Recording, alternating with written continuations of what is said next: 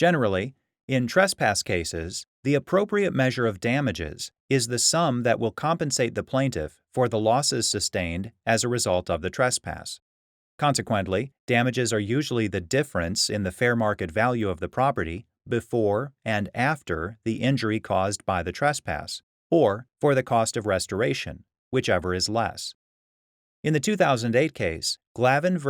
Eckman, the Massachusetts Appeals Court considered whether defendants in a trespass case could be required to pay for reasonable restoration damages for cutting down a neighbor's trees. James Glavin, husband and wife Bruce and Shelly Eckman, and Bea Gentry owned 4 rectangular lots of land in Martha's Vineyard that were roughly parallel. Glavin owned the 2 westernmost lots, the Eckmans owned the easternmost lot, and Gentry owned a lot in between.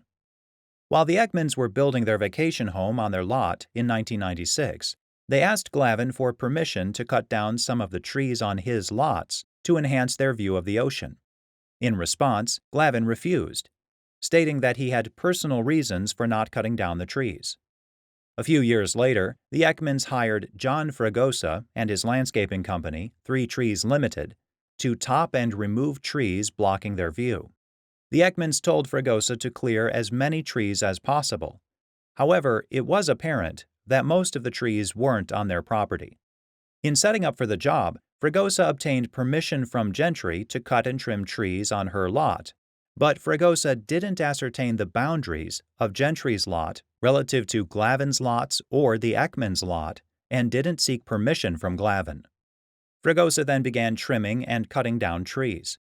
While doing so, Fregosa went 50 to 100 feet across the unmarked boundary between the Gentry and Glavin lots and cut down some of Glavin's mature oak trees. At the time, a Massachusetts statute made it illegal to willfully cut down trees on a neighbor's property without permission, but the statute didn't state how damages should be measured.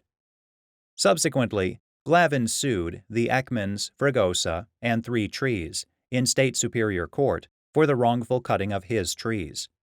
Following trial, a jury found in favor of Glavin, awarding him $30,000 in restoration damages.